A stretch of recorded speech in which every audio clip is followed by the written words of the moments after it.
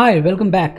तो संयम कोर्स के अंदर हम क्लास 11th के मैथ के सिलेबस को अनकवर कर रहे हैं और इसमें हम पहुंच चुके हैं अपने चैप्टर नंबर 5 पे और उसमें एक्चुअली लेक्चर नंबर 5E पे। इस कॉम्प्लेक्स नंबर के ऊपर ये 5वां लेक्चर होने वाला है और इस लेक्चर के अंदर हम लोग कुछ बातें करेंगे ऑफ सिलेबस। ऑफ सिलेबस का मतलब कि NCERT टेक्स्ट बुक के आधार पे जो 11th के लिए सिलेबस प्रिस्क्राइब किया गया है उसमें आप इन सारी चीज़ों को नहीं देखोगे, लेकिन NCERT एग्जाम्पलर को अगर आप संभालोगे, उसमें आप क्वेश्चंस हैंडल करोगे, तो आपको उन सब क्वेश्चंस को करने के लिए आज जो चीज़ें मैं बताने वाला हूँ वो इम्पॉर्टेंट साबित हो सकती हैं, यूज़फुल साबित हो सकती हैं। तो अगर कोई स्टूडेंट कुछ ऑफ सिलेबस बातें नहीं करना चाहते तो इस वीडियो को आप स्किप कर सकते हैं। अगर कोई स्टूडेंट सिंसियर है, और बहुत सारे स्टूडेंट्स होंगे भी जैसा मैं समझ पा रहा हूँ, तो उन सब स्टूडेंट्स के लिए ये लेक्चर इम्पॉर्टेंट एंड उपयोगी होने वाला है। तो मोटे तौर पे मैं बता दूं कि इस लेक्चर में हम लोग क्या डिस्कस करने वाले हैं। एक्चुअली ये लेक्चर का नाम मैंने रखा है geometrical aspect of complex number, some more geometrical. तो इसमें 3 मुख्य चीज़ें मैं डिस्कस करूँगा। सबसे पहला ये कि रोटेशन ऑफ कॉम्प्लेक्स नंबर। तो एक्चुअली हम यहाँ ये समझने का प्रयास करेंगे कि कॉम्प्लेक्स नंबर को आयोटा से मल्टीप्लाई करके एक नया कॉम्प्लेक्स नंबर कैसे प्राप्त कर सकते हैं और उसका लोकेशन आर्गेंट प्लेन में कहाँ होगा। और एक्चुअली इसको हम ऐसे कह सकते हैं कि it is just multiple of iota. Rotation of complex number just multiple of iota. Alright, दूसरी बात यहाँ पे हम करने वाले हैं जो कि ट्रायंगल इनइक्वालिटी से रिलेटेड है और वो टॉपिक होगा हमारा इसी लेक्चर के अंदर, that is addition of 2 complex number, जिसका ज्योमेट्रिकल सेंस क्या होगा यहाँ वो समझेंगे। और लास्ट में हम ये समझेंगे कि 2 कॉम्प्लेक्स नंबर्स के बीच का डिस्टेंस हम कैसे फाइंड करते हैं, उसका ज्योमेट्रिकल एस्पेक्ट। तो पूरे तौर पे ये लेक्चर ज्योमेट्रिकल एस्पेक्ट पे ही बेस्ड है। तो let's see. Alright, so here we are, some more geometrical aspects of the complex number. और इसमें हमें सबसे पहले समझना है रोटेशन, यानी कि अ मल्टीपल ऑफ आयोटा। इसके लिए हम मान लेते हैं कि एक कॉम्प्लेक्स नंबर है z, जो इस फर्स्ट क्वाड्रेंट में कहीं यहाँ पर स्थित है। Let's say this is the point जहाँ पे ये स्थित है, और इस z को मैं मान लेता हूँ a प्लस आयोटा b, जैसा कि हम जनरली कॉम्प्लेक्स नंबर को मानते आ रहे हैं।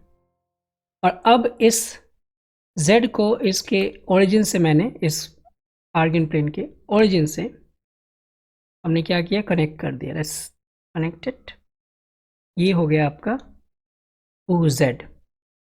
अब स्थिति ये आती है, आपसे कोई क्वेश्चन पूछता हूँ मैं। क्वेश्चन ये है कि अगर मैं आपसे ये पूछूं कि कॉम्प्लेक्स नंबर Z1 जो कि आयोटा Z है, इसका लोकेशन क्या होगा। मतलब इस कॉम्प्लेक्स नंबर को आपने आयोटा मल्टीप्लाई किया, सो व्हाट यू विल गेट। दूसरा क्वेश्चन ये है कि कॉम्प्लेक्स नंबर Z2 जो कि है -z, उसका लोकेशन क्या होगा इस स्थिति के, इस z के रिस्पेक्ट में। और Z3 सपोज कीजिए मैंने पूछा z बार, उसकी स्थिति कहाँ होगी। और अगर एक और कॉम्प्लेक्स नंबर लेता हूँ मैं Z4 negative of iota z, तो उसकी स्थिति कहाँ होगी। अब इन सभी चीज़ों को हम बारी बारी से समझेंगे। मैं ये मान के चलता हूँ कि आपने पीछे के सारे लेक्चर्स को स्टडी किया है, देखा है और समझा भी है। तो उन सारे लेक्चर्स के आधार पे ही मैं इन सबको डिस्कस करने वाला हूँ। तो अगर आपने वो लेक्चर्स नहीं देखे हैं वीडियोस को, तो वो जाके आप देख लीजिए, मैं उसको हाईली रिकमेंड करता हूँ यहाँ पे। अब यहाँ समझते हैं। मैंने बताया था कि किसी भी कॉम्प्लेक्स नंबर को एक्चुअली लोकेट करने के लिए या डिफाइन करने के लिए उसके 2 एस्पेक्ट्स की ज़रूरत पड़ती है। पहला क्या है, अगर आपको a और ib के फॉर्म में, मतलब रियल एंड इमेजिनरी पार्ट के फॉर्म में नहीं करना है, तो क्या चाहिए, उस कॉम्प्लेक्स नंबर का मॉडुलस और उस कॉम्प्लेक्स नंबर का आर्गुमेंट।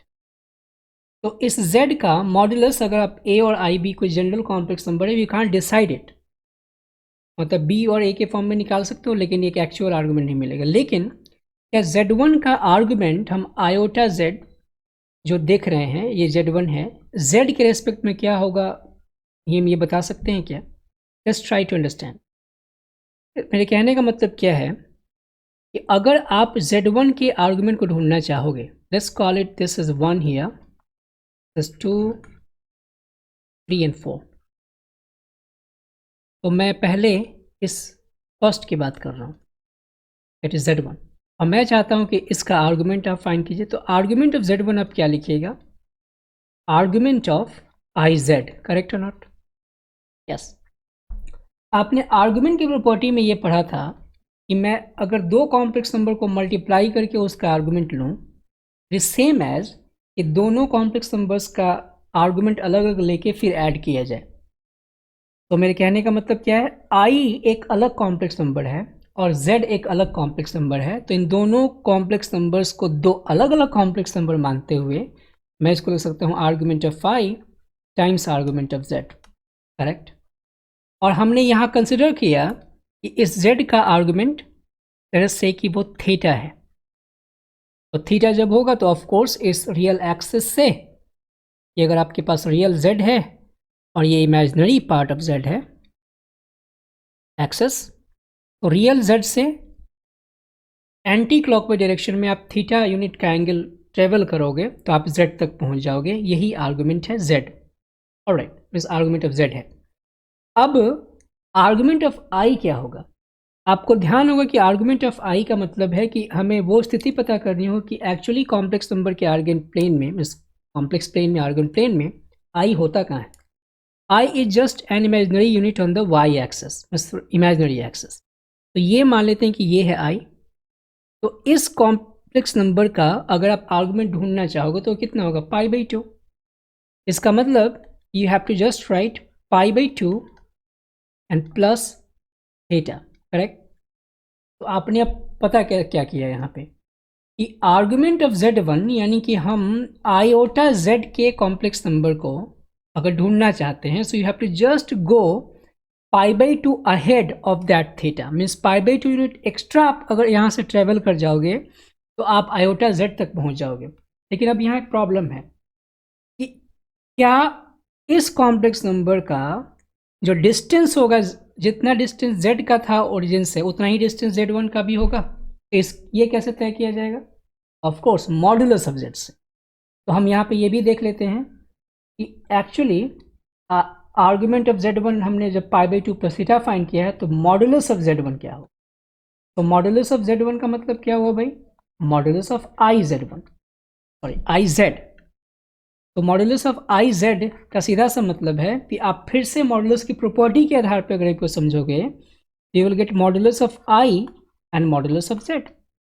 और मॉडुलस ऑफ Z को मान लेते हैं कि वो अगर R है तो ऑब्वियसली ये मॉड ऑफ I तो 1 ही होगा कि इमेजिनरी यूनिट ये 1 यूनिट का है, और मॉड ऑफ Z हमने कितना माना था? R, दैट मीन्स इसका भी मॉडुलस क्या मिला? R। तो आपने देखा कि ये जो लेंथ है वो चेंज नहीं होने वाली है।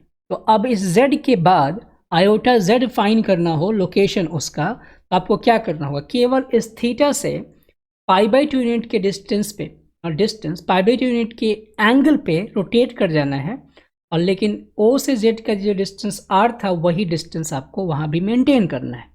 तो what you have to do now, you have to only draw a complex number जो कि z से रोटेटेड है कितने एंगल पे?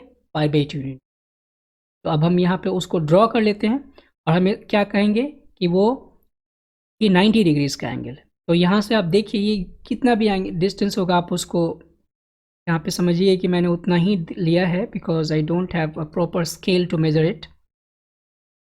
तो ये जो कॉम्प्लेक्स नंबर होगा ये स्थिति बताएगा IZ का, यानी कि Z1 का, और ये जो एंगल आप देख रहे हो इनके बीच का, ये एंगल है कितना? π/2 यूनिट।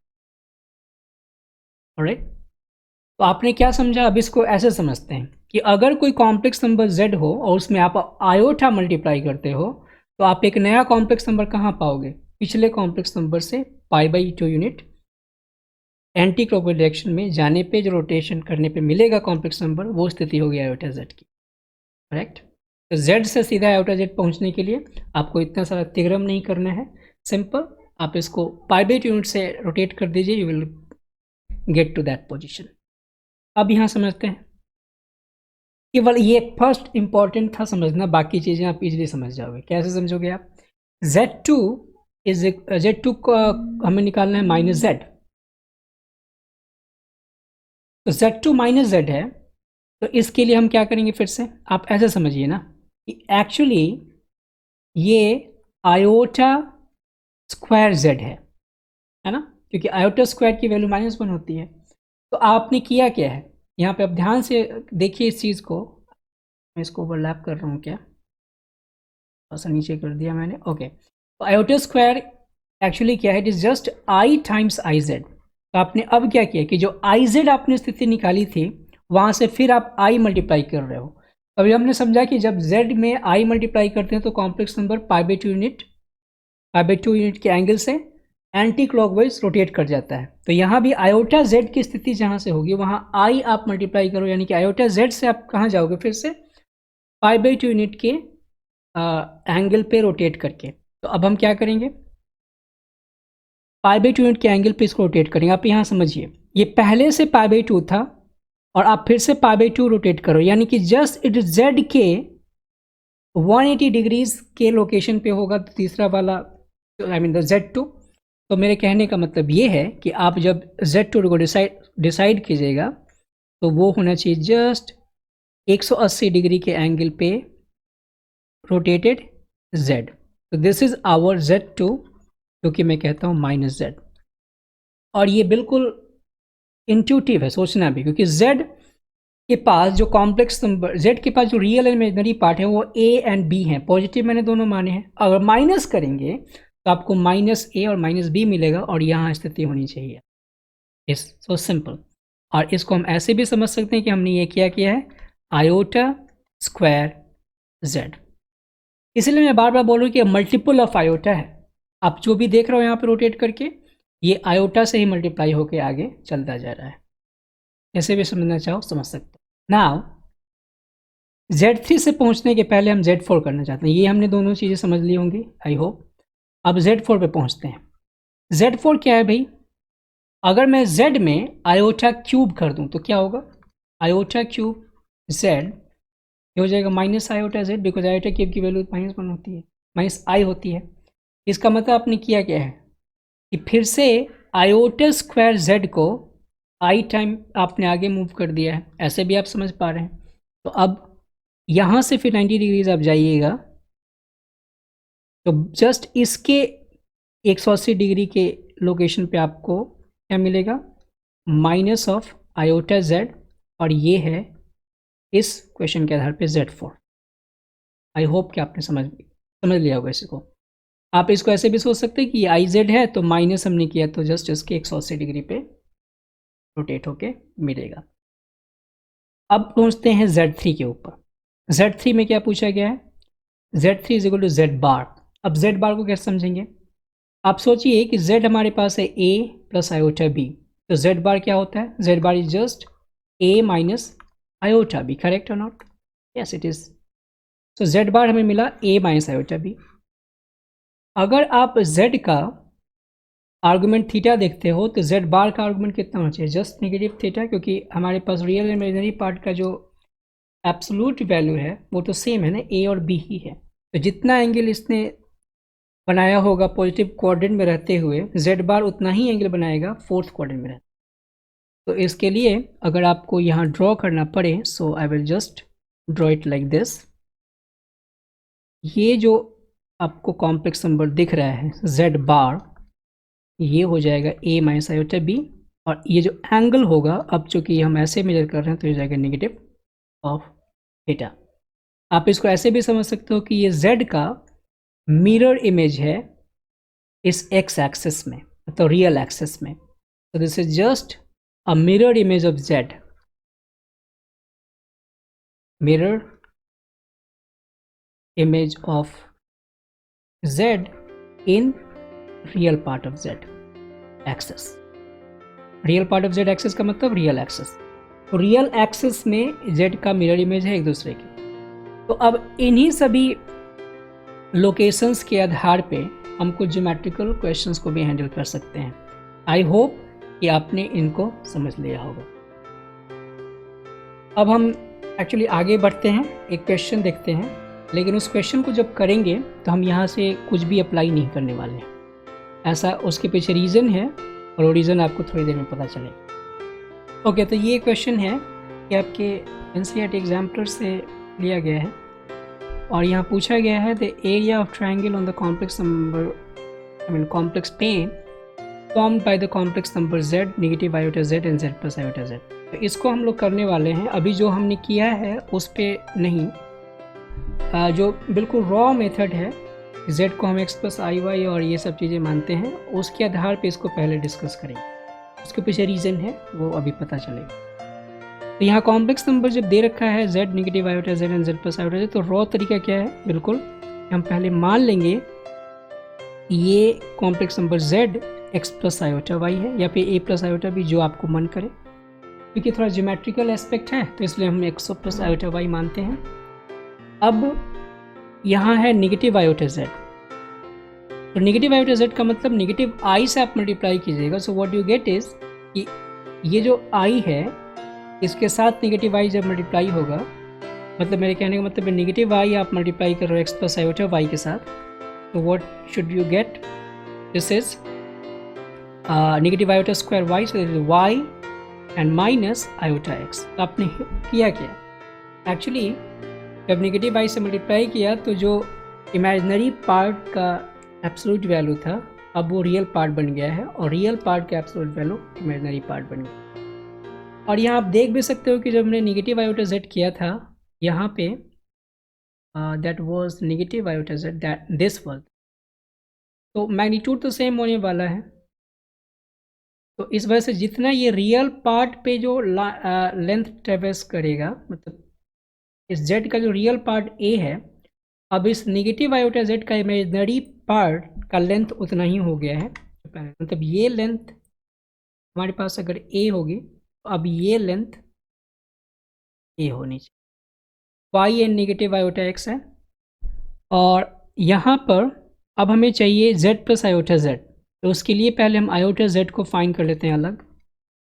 अब आयोटा z से मल्टीप्लाई करोगे तो फिर से उसी तरीके से यहाँ मल्टीप्लाई किया तो डायरेक्टली मैं लिख दूँ, ये हो जाएगा negative y plus iota x, correct. अब आप क्या कर रहे हो, अब इसको मल्टीप्लाई करो, सॉरी ऐड करोगे z के साथ, मतलब z प्लस आयोटा z अब फाइंड कीजिएगा। So what you get is x minus Y plus I times x plus Y, correct. और यही तीन कॉम्प्लेक्स नंबर्स हैं जो ज्योमेट्रिकली तीन पॉइंट्स हैं जिनको कनेक्ट करके एक ट्रायंगल ड्रॉ किया गया है और उस ट्रायंगल का एरिया फाइंड। तो ऐसा करते हैं कि एक ट्रायंगल ड्रॉ ही कर लेते हैं। Let's draw a triangle, this is a triangle here. और हमने क्या किया कि इस को हमने माना कि ये ए कोऑर्डिनेट को मतलब ए वर्टेक्स को डिनोट करता है, तो दिस इज ए हियर और इसके कोऑर्डिनेट हो जाएंगे एक्स कॉमा वाई, करेक्ट। फिर ये मान लेते हैं कि ये बी के वो डिनोट करता है, तो बी के कोऑर्डिनेट को हमने मान लिया ये वाई कॉमा नेगेटिव एक्स, और ये सी है जिसके कोऑर्डिनेट है X minus Y and X plus. अब देखिए, अगर आपने 10th क्लास में इस तरीके के क्वेश्चंस को फेस किया होगा तो आपको ये ध्यान में आ गया होगा कैसे करेंगे। अगर हमें ट्रायंगल के वर्टिसेस गिवन हो तो एक फार्मूला होता है ट्रायंगल के वर्टिसेस के आधार पे उस ट्रायंगल का एरिया फाइंड करने का। तो उसके लिए यहाँ मैं उसको याद दिलाने का प्रयास करता हूँ। x1, y1 अगर ये कोई कोऑर्डिनेट है, ये है x2, y2, and let's say this is x3, y3।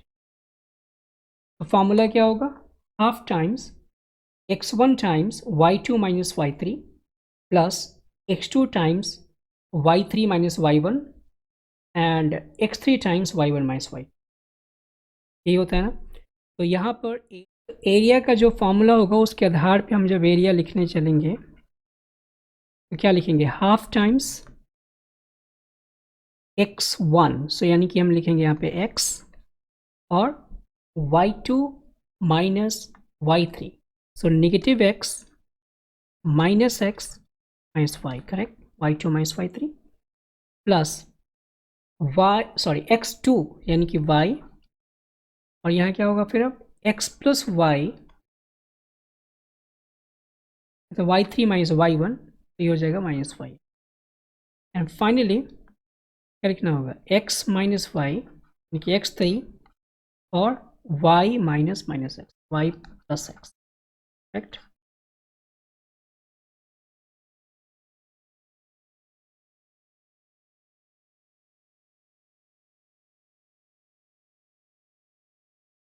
Half of X square plus Y square, लेकिन z हमने माना क्या था, x प्लस आयोटा वाई, और उसका आप मॉडुलस फाइंड करोगे तो क्या मिलेगा, root of X square plus Y square, यानी कि ये एक्चुअली क्या है, ये मॉड z का स्क्वायर ही है, बिकॉज मॉड z हमारे पास क्या था, root of X square plus Y square, correct. तो आप देखिए ऑप्शन में क्या दे रखा है,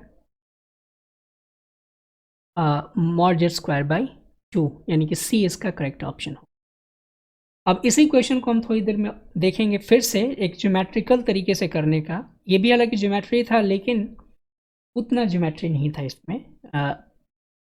इसमें एक्चुअली फॉर्मूला ये आना चाहिए आपको, तभी जाके कर पाओगे, अदरवाइज जो ट्रायंगल का फॉर्मूला है वो ज़रूरत नहीं पड़ेगी, जो दूसरा मैं तरीका बताऊंगा। ओके, तो आई होप कि इतना सब कुछ आपने समझ लिया होगा कि multiple of iota he rotation है, और जैसे ही आप आयोटा मल्टीप्लाई करते करते जाओगे तो नया नया कॉम्प्लेक्स मिलता जाएगा, और उसका लोकेशन कहाँ होगा आपने ये भी समझ लिया होगा। इसको करने का पोलर फॉर्म भी है कि आप अगर जेड को cos theta plus iota sine theta मानते हो, और उसके साथ जब आई मल्टीप्लाई करोगे तो थीटा में डिमोइवस लॉ से π/2 ऐड होता जाएगा, and then you get the idea कि हम हर बार π/2 यूनिट का एडिशन कर रहे हैं जैसे ही हम आयोटा मल्टीप्लाई। ऑलराइट, अब बढ़ते हैं आगे अपने नेक्स्ट टॉपिक पे, लेकिन मैं चाहूँगा कि इससे पहले आप इसको रिवाइज कर लीजिए। ओके, अब हमारा टॉपिक है addition of two complex number, adding two complex number. और अगर आपने वेक्टर पढ़ा है फिजिक्स में, तो जैसे हम दो वेक्टर्स को ऐड करते हैं वैसे ही हम यहाँ दो कॉम्प्लेक्स नंबर्स को ऐड कर सकते हैं। ये एक बहुत ही पावरफुल प्रोफाउंड प्रॉपर्टी है कॉम्प्लेक्स नंबर की, वो वेक्टर की तरह ट्रीट किया जा सकता है। इसके मोटिवेशन के लिए let us consider two actually given complex numbers, मतलब आर्बिट्री नहीं लेके हम दो गिवन कॉम्प्लेक्स नंबर लेते हैं, कोई भी जिसका हमें स्थिति पता है, जिसकी स्थिति पता है। तो मान लेते हैं ये कॉम्प्लेक्स नंबर यहाँ पे है, और हमने इसको जानबूझ के मान लिया कि ये है 1, ये 2 और ये 3, यानी कि इस कॉम्प्लेक्स नंबर का अगर लोकेशन पूछा जाए तो what you can say clearly that Z1 के पास 3 प्लस आयोटा ये कोई कॉम्प्लेक्स नंबर है, मतलब रियल पार्ट इमेजिनरी पार्ट ऐसे हैं। और इसको मैं कनेक्ट कर देता हूँ अब इस ओरिजिन से, तो this is our first complex number Z1 यहाँ पे है। ऑब्वियसली ये हमने माना होगा आयोटा, तभी ये 1 यूनिट का होगा। This is 2 iota, this is 3 iota and so on.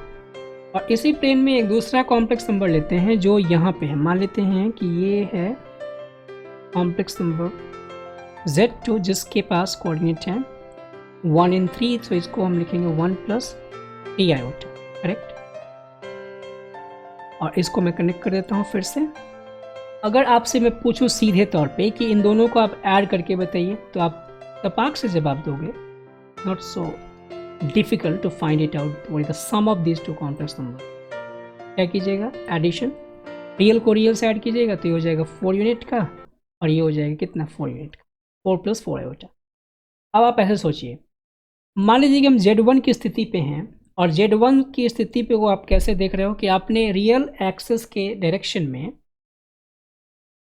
3 unit का लेंथ ट्रेवल किया है, और यहाँ रियल एक्सेस से ऊपर की तरफ 1 यूनिट का लेंथ ट्रेवल किया होगा। यही तो है ना स्थिति, ये दिस एंड दिस वन, ये 3 यूनिट का है और ये 1 यूनिट का है। तो अगर यहीं से आपको फिर अब लोकेट करना पड़े कि 4 प्लस 4 आयोटा क्या होगा, मतलब कि यहाँ से पहले आपको यहाँ मूव करना पड़ेगा 1 यूनिट का, और फिर 3 यूनिट का डिस्टेंस ऊपर यहाँ से 1 2 एंड 3, और आप पहुँचिएगा यहाँ पे, करेक्ट। तो ये जो लोकेशन होगा वो सीधे तौर पे बताएगा क्या, z1 प्लस z2। तो आपने आप यहाँ ध्यान दिया कि हमने पहले हॉरिजॉन्टल डिस्टेंस ट्रेवल किया रियल पार्ट ऑफ जेड में और फिर वर्टिकल, लेकिन अगर यहाँ से स्ट्रेट जाना पड़े यहीं पे तो हम क्या कहना चाहेंगे, हम अगर इस इफेक्ट को कहीं और देख पा रहे हैं कि पहले हॉरिजॉन्टल 1 एंड फिर वर्टिकल 3, तो उतने ही लेंथ को वहाँ पे जाके पेस्ट कर देंगे कॉपी करके। तो ऐसा इफेक्ट इसी के पास तो है कि आप इस कॉम्प्लेक्स नंबर Z2 को लोकेट करने के लिए 1 यूनिट का डिस्टेंस हॉरिजॉन्टल एंड 3 यूनिट का डिस्टेंस वर्टिकल किया है। ये पूरा लेंथ इसी इफेक्ट को यहाँ भी शो कर रहा है, यानी कि इस Z2 को उठा के यहाँ पे हम रख देंगे। और इस वजह से अब हम क्या सोच रहे हैं कि हमने केवल इस Z1 से इस Z2 के पैरेलल अगर मैंने ड्रॉ किया कोई लेंथ और फिर यहाँ पर हम जब पहुँचे तो वो Z1 प्लस Z2 को डिनोट करें। लेकिन कोई ऐसे भी सोच सकता है कि क्यों हम Z1 से स्टार्ट करें, क्योंकि Z1 प्लस Z2 करेंगे तब भी 4 प्लस 4 आउट आएगा, और Z2 प्लस Z1 करेंगे तब भी 4 प्लस 4 आउट आएगा। तो कोई ऐसा सोच सकता है कि Z2 से हम ऐसी स्थिति लाएं कि हम यहाँ से 3 यूनिट का डिस्टेंस पहले ट्रेवल करते हैं हॉरिजॉन्टल, क्योंकि हमें Z1 ऐड करना है, और फिर 1 यूनिट का डिस्टेंस वर्टिकल। तो हम यहाँ से 3 यूनिट जाएंगे, 1 2 and 3 and then vertical 1 unit. इसका मतलब आप क्या कर रहे हैं, इस पूरे इफेक्ट को कैसे कर रहे हो कि Z1 के लेंथ को यहाँ कॉपी करके पेस्ट कर दे रहे हो। सो इट इज़ जस्ट यहाँ से हमने एक पैरेलल लाइन ड्रॉ कर दिया and that is just Z1 के लेंथ के बराबर। इसका मतलब क्या हुआ कि हमने बिल्कुल कॉम्प्लेक्स नंबर को वेक्टर की तरह ही ट्रीट किया है। अगर ये एक वेक्टर होता है, वेक्टर मान लीजिए A और ये वेक्टर B, तो आप पैरेललोग्राम मेथड ऐसा ही तो करते हो किसी दो वेक्टर्स के रिजल्टेंट को फाइंड करने के लिए, and this is the resultant of 2 complex number Z1 and Z2। तो अब अगर मैं कहूँ कि इसका रेफरेंस क्या होगा ओरिजिन से, सो दैट इज जस्ट, तो ये है आपका Z1 plus Z2। I hope आपने इसको समझ लिया होगा। लेकिन यहाँ पे एक चीज़ और गौर कीजिए, ये जो लेंथ था मॉड Z1 था, तो अगर मान लीजिए कि मैंने मॉड Z1 को जूम किया कि वो है R1 एंड मॉड Z2 को जूम किया कि वो है R2, तो ऑफ कोर्स ये हो जाएगा R1 और ये हो जाएगा R2, क्योंकि इसकी लेंथ एग्जैक्टली उतनी है जहाँ पे इतनी है, और ये वाली लेंथ फिर से R1 है। आपने समझ लिया। लेकिन आप सोच के देखिए कि क्या Z1 प्लस Z2 को ऐड करने से जो रिजल्ट आ रहा है उसका मैग्नीट्यूड क्या इन दोनों को ऐड करने से होगा क्या? मेरे कहने का मतलब क्या है कि अगर Z1 प्लस Z2 का मैग्नीट्यूड जो भी आया होगा, क्या वो exactly equal to R1 plus R2 के बराबर होगा? क्योंकि Z1 प्लस Z2 का रूट हमारे पास क्या आया है, यहाँ से आप देखिए, this is going to be 16 plus 16 that is root 32, और ये आया है रूट 10 प्लस रूट 10, करेक्ट। लेकिन आप यहाँ गौर कीजिए कि रूट 32 जो नंबर होगा वो इन दोनों रूट 10 के सम से क्या होगा, छोटा ही होगा। तो यहाँ हम ये क्या पा रहे हैं कि Z1 प्लस Z2 का mod is actually always less than, और यहाँ पे एक्चुअली लेस देन है तो मैं लेस देन ही लिखूंगा, mod Z1 plus mod Z2। Okay, अब सपोज कीजिए कि इसी चीज़ को हम यहाँ ज्योमेट्रिकली ट्रायंगल के लॉ से समझने का प्रयास करते हैं। ट्रायंगल में होता क्या है, किसी एक ट्रायंगल में दो साइड्स का सम तीसरे साइड से बड़ा होता है, और यही यहाँ पे कहा जा रहा है कि this is the side O A. Let's अगर consider this thing A and this is B, तो हमने क्या पाया कि in triangle O A B हम यहाँ मॉड Z1 प्लस Z2 का मतलब क्या समझ रहे हैं कि ये ओ बी का लेंथ है, और ये है O A plus A B, O B का लेंथ, ए बी का लेंथ एंड दिस, और इसी वजह से हम इसे ट्रायंगल इनइक्वालिटी कहते हैं। सो आई होप कि आपने इसको समझ, ये मैंने ऊपर लेंथ डाला है तो आप इसको कंफ्यूज मत होइएगा, मैं एक्चुअली इसको ऐसे लिख देता हूँ ताकि आपको ये लेंथ समझ में आए। तो आपने इसको समझ लिया होगा कि हम इसको ट्रायंगल इनइक्वालिटी क्यों कहते हैं। लेकिन अब बात आती है कि ये जहाँ इक्वल का साइन आता है वो क्यों होल्ड करता है और कब होल्ड करेगा। सपोज कीजिए ये जो तीन कॉम्प्लेक्स नंबर हैं Z1, Z2 एंड Z2 का रिजल्ट ये तीनों एक ही लाइन पे हैं। उस स्थिति में क्या होगी कि कोई ट्राइंगल बनेगा ही नहीं। मतलब कि if Z1, Z2 and Z1 plus Z2 are collinear, then क्या होगा भाई, Z1 plus Z2 is less than or equal to mod Z1 plus mod Z, correct. तो यदि ये तीनों पॉइंट्स कोलिनियर हो जाएंगे Z1, Z2 और Z1 plus Z2, तो उस स्थिति में ये इक्वालिटी को होल्ड करें। I think I should write this thing here, okay alright. तो आई होप कि आपने इसको भी समझ लिया होगा।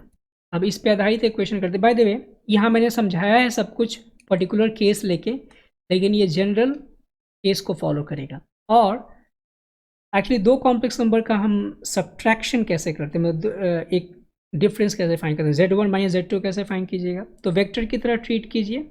अगर Z2 माइनस Z1 फाइंड करना है so what you have to do, just इधर की तरफ आपको कर देना है, ये हो जाएगा क्या, निगेटिव ऑफ Z1। आपको पता है कि निगेटिव ऑफ Z1 कैसे लिखते हैं। और हम Z2 माइनस Z1 फाइंड करना चाहते हैं, इसका मतलब कि हम Z2 में निगेटिव ऑफ Z1 को ऐड करना चाहते हैं। तो हम क्या करेंगे फिर, अब यहाँ एक पैरेललोग्राम बनाएंगे लाइक दिस, इसके पैरेलल और इसके पैरेलल। तो let me just try to draw it anyway. I hope कि आप समझ रहे हो। और ये जो वेक्टर होगा that will denote Z2 minus Z1। Okay, तो इस तरीके से हमने इस ट्रायंगल इनइक्वालिटी को भी समझा कि ये इक्वल का साइन कब होल्ड करता है, और ये भी समझा कि ऐसा हम क्यों कहते हैं ट्रायंगल इनइक्वालिटी, बिकॉज ये mod Z1, mod Z2 and mod Z1 plus Z2 ये तीनों एक ट्रायंगल के तीन साइड्स हैं, और किसी ट्रायंगल में दो साइड्स का सम तीसरे साइड से हमेशा बड़ा होता है। अब इस पे आधारित एक क्वेश्चन है, उसको करते हैं। लेकिन उससे पहले इसी एग्जाम्पल को, एग्जाम्पल नंबर 30 जो हमने यहाँ पे किया था अभी, इस एग्जाम्पल को इस तरीके से अब करने का प्रयास करते हैं, और आपको समझ में आएगा कि मैंने क्यों वहाँ पे इसको स्किप किया था फ्यूचर के लिए। अब फ्यूचर में पहुँच चुके हम, तो अब यहाँ पे करते हैं इसको। तो मैं क्या करता हूँ, यहाँ से फिर से इस क्वेश्चन को कॉपी कर लेता हूँ, और यहाँ पर कहा गया है कि the area of triangle on the complex number. आप क्वेश्चन पता है आपको। अब यहाँ पर मैं क्या करूँगा कि z negative iota z and z plus iota z को सीधे कॉम्प्लेक्स प्लेन में ड्रॉ करूँगा। ये तीन पॉइंट्स हैं। सपोज कीजिए this is A, this is B and this is C we have. कैसे करेंगे, मान लीजिए बिल्कुल हमारे पास ये एक एक्सेस है और हमने कॉम्प्लेक्स नंबर z को कहीं यहाँ पे लिया। सो निगेटिव आयोटा z कहाँ होगा, अभी आपको समझाया गया है। निगेटिव आयोटा z कहाँ होना चाहिए, आयोटा z का निगेटिव। तो आयोटा z यहाँ पे होगा। आयोटा z की भी ज़रूरत है, तो हम आयोटा z को यहाँ ड्रॉ कर लेते। This is our iota z, और z प्लस आयोटा z कहाँ होना चाहिए। अगर हम इसको ऐड करते हैं इन दोनों कॉम्प्लेक्स नंबर्स को, तो z प्लस आयोटा z इन दोनों से बनने वाले पैरेललोग्राम के इस वर्टेक्स पे होगा। Let me try to write in different colour पहले। और ये हमारा रिक्वायर्ड ट्राइंगल का एक वर्टेक्स है z प्लस आयोटा z। तो ये हमारे पास पॉइंट था A, this point was C जो है z प्लस आयोटा z, और एक तीसरा पॉइंट ढूंढना है निगेटिव आयोटा z। तो निगेटिव आयोटा z कहाँ होगा भाई, वो होगा यहाँ पे, आयोटा z का just negative. This is our negative iota z and this is point B। हमें चाहिए क्या, इन तीनों से बनने वाले ट्राइंगल का एरिया। इन तीनों से बनने वाले ट्राइंगल का मतलब क्या है, ये पॉइंट और ये पॉइंट, इन तीनों को ज्वाइन कीजिए। तो this length. So let me change the color, white. This length, this length and this length, correct? अब आप सोच के देखिए, अगर इस ग्रीन लाइन जो भी आपको दिख रहा है, अगर मान लो कि मैं इसका नाम देता हूँ, ये एंगल सॉरी ये पॉइंट है O, तो ओ ए मतलब ओ बी ए सी, मैं इस पे विचार करता हूँ, ओ बी ए सी, आप अगर फिगर को अच्छे तरीके से देख पा रहे हो तो ये एक्चुअली क्या बनेगा। तो ये जो आपको ओ बी ए सी क्वाड्रिलेटरल दिख रहा है, ये एक्चुअली क्या है, आपको दिख रहा होगा कि रेक्टेंगल है, लेकिन रेक्टेंगल नहीं है। आप सोचिए, विचार कीजिए, ये हमारे पास जेड से आयोटा जेड तक जाने में जो एंगल खर्च हुआ होगा, दैट एंगल वॉज 90 डिग्री, ये इतना 90 डिग्री है। और जेड प्लस आयोटा जेड, क्योंकि जेड और आयोटा जेड के ठीक बीचों बीच गया होगा, मतलब ये इस जेड और आयोटा जेड के बीच में बनने वाले एंगल का एंगल बाइसेक्टर है। दैट मीन्स ये एंगल कितना होगा, 45 डिग्रीज, और ये भी एंगल कितना होगा, 45 डिग्रीज। और अब आप यहाँ देखिए, ये अगर 45 डिग्री हमने निकाला, और आयोटा जेड से और नेगेटिव आयोटा जेड, ये क्या है, ये लीनियर पेयर बना रहे हैं, मतलब एक्चुअली ये एक ही लाइन पे अपोजिट डायरेक्शन में है, मतलब ये पूरा एंगल कितना, 180 डिग्री। इट मीन्स ये 90 डिग्री होगा और ये भी 90 डिग्री होगा, तो ये एंगल हमारे पास 90 डिग्री है। अब यहाँ ध्यान दीजिए, ये 90 डिग्री आपको लग नहीं रहा होगा, लेकिन 90 डिग्री है। 90 डिग्री ये कंफर्म करने का एक और तरीका है, यहाँ ऐसे समझिए, ये जो ओ जेड है, not O Z, O A, actually O A जो है वो है मॉड जेड, करेक्ट। और हमने अभी देखा कि ओ बी भी मॉड जेड है। जरा विचार कीजिए कि ए बी क्या होगा, ए बी उतना ही लेंथ होगा जितना ओ सी होगा, करेक्ट और नॉट। और ओ सी क्या है भाई, जेड प्लस आयोटा जेड का मॉड। इसमें से आप जरा जेड कॉमन ले लीजिए तो हो जाएगा मॉड जेड और 1 प्लस आयोटा का मॉड। तो 1 प्लस आयोटा का मॉड क्या आएगा, √2, तो √2 मॉड जेड। अब एक ऐसे ट्राइंगल की कल्पना कीजिए जिसमें दो साइड पहले से मॉड जेड हैं और तीसरा साइड √2 मॉड जेड है, तो ये तभी हो सकता है जब उसके अपोजिट वाला 90 डिग्री हो। बात समझ में आ रही है। इसका मतलब ये एंगल होना चाहिए 90 डिग्री और ये हो जाएगा मॉड जेड टाइम्स √2। अब ये लेंथ तो आपको पता है ना, मॉड जेड। आप क्या ये बता सकते हो कि ए बी सी का लेंथ कितना होगा। Actually not so difficult to determinate, why so, because आप इतना तो पता लगा चुके हो कि ये एक पैरेललोग्राम है, बिकॉज यहाँ पे ए सी पहले से पैरेलल है ओ बी के, पैरेलल लेके ही हम सब कुछ कंस्ट्रक्ट हमने किया था।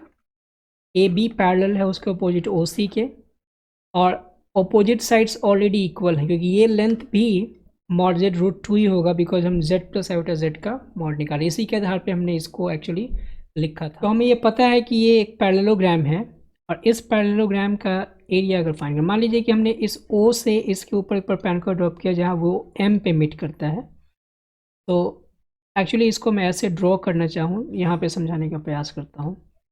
तो पैरेललोग्राम का एरिया, मान लीजिए ये पॉइंट था ओ, और यहाँ से मैंने एक परपेंडिकुलर ड्रॉप किया जो कि बी पे है, सॉरी बी ए पे ड्रॉप किया गया, this is B, this is A, और यहाँ है सी, और ये एंगल है 45 डिग्रीज, और इतना बी ए का जो लेंथ है दैट इज मॉड जेड √2, और ये लेंथ है मॉड जेड। तो अगर मैं एरिया पैरेललोग्राम फाइंड कर लूँ, तो एरिया ट्राइंगल जो हमें चाहिए था वो उसका आधा होगा, तो मैं सीधे क्या लिखूँगा, area of triangle is just half of इस पैरेललोग्राम के एरिया पैरेललोग्राम क्या लिखा जाएगा, अगर मैं इस लेंथ को h मानता हूँ, तो जस्ट ये length P A that is base and times height, correct, ये तो होता है।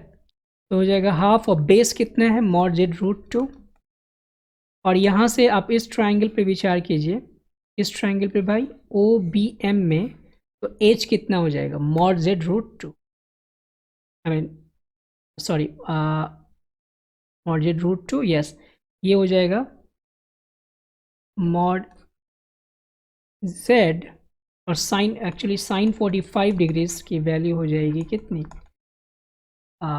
h by mod z, okay, so h is equal to mod z by root 2, okay, so mod z sin 45, so write it, तो जिससे आप देख पा रहे हो कि रूट टू यहाँ साइन 45 डिग्री की वैल्यू आएगी 1/√2, इससे कैंसिल हो जाएगा, बचेगा क्या, हाफ ऑफ मॉड जेड, और ये आपका आंसर आ चुका है। तो आई होप आपने इसका ज्योमेट्रिकल वे भी समझ लिया होगा। थोड़ा सा ये कॉम्प्लिकेटेड था, लेकिन ये थोड़ा सा क्या कह सकते हैं, इंटरेस्टिंग था, और इसमें मैथमेटिक्स का बहुत सारा चीज़ आपको समझने को मिल रहा है, और कॉम्प्लेक्स नंबर का ज्योमेट्रिकल एस्पेक्ट भी समझने को मिल रहा है। पहला मेथड जो बताया गया वो बिल्कुल स्ट्रेट फॉरवर्ड है, आपको फॉर्मूला याद है तो आसानी से हो जाएगा।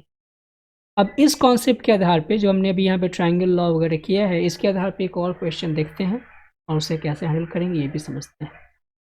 ये क्वेश्चन है z1 and z2 be two complex numbers such that mod z1 plus mod of z1 plus z2 is equal to mod of z1 plus mod z2, and then we have to show that the argument of z1 minus argument of z2 is equal to 0। तो इस पे मैं दो complex number लूँगा z1 and z2। मान लीजिए कि एक कॉम्प्लेक्स नंबर है z1, वो यहाँ है, और दूसरा कॉम्प्लेक्स नंबर है z2 जो यहाँ है, जैसा हमने पिछले एग्जाम्पल में भी ऐसा ही कुछ लिया था। अब इसने पूछा क्या है, पहले ये समझते हैं। आर्गुमेंट ऑफ z1 का मतलब ये एंगल यहाँ से यहाँ तक का, इसको मान लेते हैं कि वो है θ1। हमने यहाँ क्या जूम किया कि argument of z1 is equal to θ1, और दूसरा एंगल यहाँ से यहाँ तक का है, दैट इज θ2। हमने साथ साथ ये भी जूम कर लिया कि आर्गुमेंट ऑफ z2 इज θ2। हमसे पूछा गया है कि argument of z2 minus argument of z1, that means हमसे ये पूछा गया है कि θ2 माइनस θ1, करेक्ट, और उस एंगल को हम मान लेते हैं कि वो है theta. Let's call this angle theta, मतलब कि इन दोनों एंगल्स के बीच में ये वाला, दोनों कॉम्प्लेक्स नंबर्स के बीच में ये वाला एंगल है, ये है थीटा। हमें इसी को ढूंढना है कि वो ज़ीरो है कि नहीं, प्रूफ करने की ये ज़ीरो है। कैसे करेंगे, यहाँ समझिए, ये एक तो हमारे पास ये गिवन इन्फॉर्मेशन है, ये गिवन है, इसका मतलब क्या है, यहाँ देखिए ध्यान से। z1 हमारे पास ये है, z2 ये है, तो z1 प्लस z2 कहाँ होगा, ऑफ कोर्स पहले की तरह हम यहाँ से एक पैरेललोग्राम ड्रॉ करेंगे like this, let's call it this is your z1 plus z, correct, क्योंकि दो तीनों में वेक्टर चाहिए यहाँ पे, और यहाँ से अब इसको ज्वाइन कीजिएगा सीधे, तो ये z1 प्लस z2 होगा। अगर मैं इसको नाम दूँ, ये है O, this is A, this is B। अब आप बताइए मुझे, इन ट्रायंगल OAB, अगर मैं आपसे पूछूं कि क्या आप एंगल OAB का मेजरमेंट बता सकते हैं, तो आप सोचोगे कि नहीं निकाल सकते, लेकिन आप सोच के देखिए, दिस इज अ पैरेललोग्राम। अब पैरेललोग्राम में अगर ये एंगल थीटा है तो ये कितना होना चाहिए, मतलब दो, ओके बाय द, ये वाला कितना एंगल होना चाहिए, मैं ये पूछा क्या ना, ये वाला एंगल कितना होना चाहिए, पाई माइनस थीटा। तो इसको मैं लिख सकता हूँ pi minus theta, 180 degree minus theta होगा, तो ये एंगल है पाई माइनस थीटा, करेक्ट। अब आप जाइए ट्रिग्नोमेट्री में। ट्रिग्नोमेट्री में आपको पता है कि कोसाइन लॉ क्या होता है। कोसाइन लॉ के आधार पे हम इसको करने का प्रयास करते हैं। बाय द वे, इसको मैं मान सकता हूँ कोई एक एंगल, सपोज कि ये कुछ देर के लिए अल्फा, ठीक है।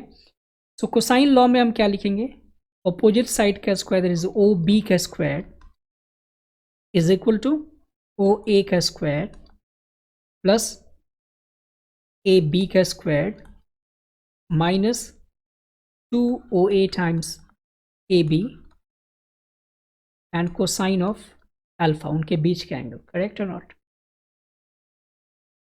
तो OB का स्क्वायर हमें क्या लिखना चाहिए, that is Z1 plus Z2 के मॉड का स्क्वायर, करेक्ट। और ओ ए का square that is mod z1 square, A B का square that is mod z2 square, and -2 times mod z1 mod z2 and cosine of alpha, जो कि उन दोनों के बीच का एंगल है। इतना क्लियर हो रहा होगा आप, उम्मीद करता हूं। अब क्या करना होगा, इट्स सो सिंपल। आप यहाँ देखिए mod z1 plus mod z2 की वैल्यू गिवन है आपके पास, दिस इज दैट। इसका मतलब mod z1 plus mod z2 का स्क्वायर कर रहे हैं, यानी कि हम क्या कर रहे हैं, mod z1 plus mod z2 का होल स्क्वायर कर रहे हैं। इन दोनों में फ़र्क है, आप ध्यान दीजिए। ये इतनी वैल्यू है वो mod z1 plus mod z2 के बराबर है, मैं ये कह रहा हूँ। Mod z1 plus mod z2 के बराबर, mod z1 plus z2 means mod of z1 plus z2 mod z1 plus mod z2 के बराबर है। तो इसकी जगह पे हमने ये लिखा है, स्क्वायर ऐसे ही रह जाएगा। राइट हैंड साइड में आप ऐसे ही छोड़ दोगे, 2 mod z1 mod z2 cosine alpha. ये है a प्लस बी का स्क्वायर, बिकॉज ये दोनों लेंथ्स हैं, ये नंबर हैं, तो यहाँ कॉम्प्लेक्स नंबर के स्क्वायर वाला कुछ ऐसा अप्लाई होने वाला नहीं है। यहाँ सीधे लिखेंगे mod z1 plus mod z2, तब a square plus b square 2ab, 2 mod z1 mod z2। Right hand side में फिर से वैसे ही छोड़ दिया जाएगा। ये क्या हो जाएगा, लाइक दिस, करेक्ट। अब यहाँ देखिए क्या होने वाला है, mod z1 square plus mod z2 square सीधे कैंसिल हो गया, और आपके पास अब क्या बचेगा, सीधे बताइए। 2 mod z1 mod z2 is equal to -2 mod z1 mod z2। Alpha actually हमने क्या माना था, पाई माइनस थीटा। हमें तो थीटा पे रिलेशन निकालना कि थीटा क्या होगा, तो हम उसको यहाँ पे रिप्लेस कर दें क्या, थीटा के फॉर्म में। ये हो गया पाई माइनस थीटा। आप जरा ट्रिग्नोमेट्री में जाइए और अपने आप से पूछिए कि हमने क्या पढ़ा है, cos pi minus theta is negative cosine theta. और यहाँ तो mod z1 plus mod z1 mod z2 से भी कैंसिल हो चुका, तो इधर हो गया 1, और ये negative of negative cosine theta. इसका मतलब ये बन जाएगा पॉजिटिव कोसाइन थीटा। पॉजिटिव का साइन यहाँ पे वियर्ड लग रहा है, मैं इसको हटा देता हूँ। तो हमें क्या मिला, cosine theta is equal to 1 and so theta must be 0। और ये हमें प्रूव करना था कि argument of z2 minus argument of z1 is 0। Alright, अब इसको ज़रा और भी अच्छे तरीके से सोचने का प्रयास करते हैं। आपको अभी बताया गया है कि z1 z2 and z1 plus z2 में ट्रायंगल इनइक्वालिटी होता है। कैसा, z1 प्लस z2 का मॉड लेस देन और equal to mod z1 plus mod z2 होता है। और ये इक्वल का साइन कब होल्ड करता है, z1 z2 mod z1 plus mod z2 कब होगा, जब z1 z2 and z1 plus z2 को लीनियर होंगे, तीनों एक ही लाइन पे स्थित होंगे। मतलब ये यहाँ पे अगर z1 है और यहाँ पे z2 है, इन दोनों को ऐड करके यहाँ पे कहीं z1 प्लस z2 आया होगा। आपसे पूछा क्या गया है कि z1 का आर्गुमेंट माइनस z2 का, आई मीन अपोजिट में argument of, yes argument of z1 minus, यहाँ पे मैंने एक्चुअली z2 माइनस z1 लिख दिया है, लेकिन एक्चुअली इससे आपका कोई लॉस नहीं होने वाला, ये गलती से मैंने लिख दिया argument of z1 minus argument of z2। तो केवल आपको क्या करना है, यहाँ पे आप लिख दीजिए z1 और यहाँ पे लिख दीजिए z2। बाय द वे मैं ये काम करता हूँ, यहाँ पे मैं इसको क्वेश्चन में ही यहाँ z2 कर देता हूँ और यहाँ z1 कर देता हूँ, तो अब ये सही मिलेगा। सॉरी फॉर दैट, लेकिन आप समझ रहे हो। तो यहाँ हो जाएगा तीनों पॉइंट्स कोलिनियर, यानी कि z1 का आर्गुमेंट वही होगा जो z2 का आर्गुमेंट, क्योंकि दोनों एक ही डायरेक्शन में है, इसलिए दोनों का आर्गुमेंट सेम होना चाहिए अगर कोलिनियर होंगे तो। और इस वजह से दोनों का डिफरेंस क्या आएगा, आर्गुमेंट ऑफ z1 एस argument of z2 is equal to 0। तो इस तरीके से आप अगर सोचना प्रारंभ करोगे तो आप समझ पाओगे चीज़ों को अच्छे तरीके से। एक ही क्वेश्चन कीजिए, मैं कहने का मतलब है कि जब शुरुआत कर रहे हैं आप किसी चीज़ को सीखना, तो उस समय आप एक ही क्वेश्चन पे समय दीजिए, पहले आधे घंटे 1 घंटे एक बड़े से अच्छे क्वेश्चन पे, और उसके बाद आपका स्पीड अपने आप बढ़ता जाएगा। आप एक बार में 10 क्वेश्चन 12 क्वेश्चन 1 घंटे में कर पाएंगे।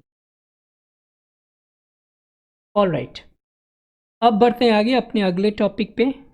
The last topic of this lecture, distance between two complex number. यहाँ पे सीधे मैं समझा देता हूँ क्या है ये। अगर दो कॉम्प्लेक्स नंबर हमारे पास गिवन हो, लाइक Z1 एंड Z2, तो Z1 माइनस Z2 का जो मॉड होगा वो कहा जाएगा distance of Z1 from Z2। यही तो है बस केवल। आप इसको समझ भी सकते हो कि अगर हमारे पास कोई कॉम्प्लेक्स नंबर है x1, y1 और दूसरा कॉम्प्लेक्स नंबर x2, y2, तो जब आप इसको सब्ट्रैक्ट करोगे Z1 से Z2 को, तो आपका जो रिजल्ट आएगा यहाँ पे वो हो जाएगा x1 minus x2 plus iota y1 minus y। Correct और नॉट? और इसका आप मैग्नीट्यूड फाइंड कर रहे हो, तो आप क्या कर रहे हो, x1 माइनस x2 का square and plus y1 minus y2 का स्क्वायर। और ये क्या है, डिस्टेंस फार्मूला है किसी भी दो पॉइंट के बीच का जो कोऑर्डिनेट प्लेन में स्थित हैं। तो हमेशा ध्यान रखना है कि Z1 माइनस Z2 क्या डिनोट करेगा, Z1 का डिस्टेंस Z2 से या फिर वाइस वर्सा। तो इसके आधार पे क्वेश्चन पूछे जाते हैं, लेकिन बहुत ही इजी क्वेश्चंस होते हैं। उन क्वेश्चंस को हम दूसरे तरीके से भी कर सकते हैं, लेकिन मेरा सजेशन है कि आप वैसे ही ट्राई कीजिए। अब इस क्वेश्चन में देखिए क्या पूछा गया है। If mod of z plus 4 is less than 3, then the greatest and the least value of z plus 1। अब इसको समझने का प्रयास कर। एक्चुअली z कोई कॉम्प्लेक्स नंबर पूरे प्लेन में होगा कहीं भी, लेकिन किसी भी जनरलिटी को बिना लॉस किए हुए, जैसा मैथमेटिक्स में पॉपुलर तरीका है कहने का, हम पर्टिकुलर समझ सकते हैं कि z रियल नंबर लाइन पे है, तब भी ये ट्रू ही होगा। क्योंकि आप z कहीं भी लोकेट करके देखोगे, अगर हम डिस्टेंस मेजर कर रहे हैं किसी पॉइंट से उस z का, तो एक स्ट्रेट लाइन के लॉन्ग ही जाके हमें करना पड़ेगा। तो यहाँ हम मान लेते हैं कि ये z प्लस 4 क्या डिनोट करता है, आप इसको ऐसे लिखिए z माइनस माइनस 4, क्योंकि हमारे पास जो रूल है वो ये है Z1 माइनस Z2 का मॉड। तो इस स्थिति में इस z का डिस्टेंस जो कि हमें नहीं पता कि कहाँ पे है, और -4 हमें पता है कि नंबर लाइन पे कहाँ होगा। यहाँ पे अगर ये 0 है तो -1, -2, -3, and let me extend this line, और यहाँ पे है -4, then -5 and so on। Okay, और इधर भी कहीं 1 and 2 and so on। इसको और एक्सटेंड करना चाहिए क्या मुझे, देखते हैं। ये मान लेते हैं -7। ओके, अब इस z का डिस्टेंस कहा गया है कि -4 से अगर आप लेते हो, तो उस स्थिति में जो वैल्यू आ रही है वो 3 है। इसको मैं कैसे कहूँगा कि z की दूरी -4 से मेजर करने पे जो दूरी आ रही है वो 3 से कम है। तो पहले हम ये देखते हैं कि 3 पे होने से, मतलब डिस्टेंस पूरी 3 होने से z कहाँ होना चाहिए। तो आप -4 पे खड़े हो और यहाँ से 3 यूनिट आप जाना चाहते हो, तो आप इधर की डायरेक्शन में जाओगे, क्योंकि डिस्टेंस की बात हो रही है। तो आप इधर जाओ चाहे उधर जाओ चाहे इधर जाओ, आप डिस्टेंस तो उतना ही मेजर करोगे ना। इसलिए z को हमने नंबर लाइन पे ही मतलब समझा कि वो है। तो -4 से हम 3 यूनिट का डिस्टेंस आगे बढ़ेंगे या फिर पीछे बढ़ेंगे।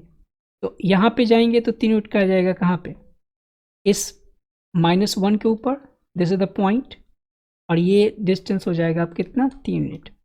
या फिर -4 से आप 3 यूनिट पीछे भी जाओगे तब भी आपको वो लोकेशन मिल जाएगा।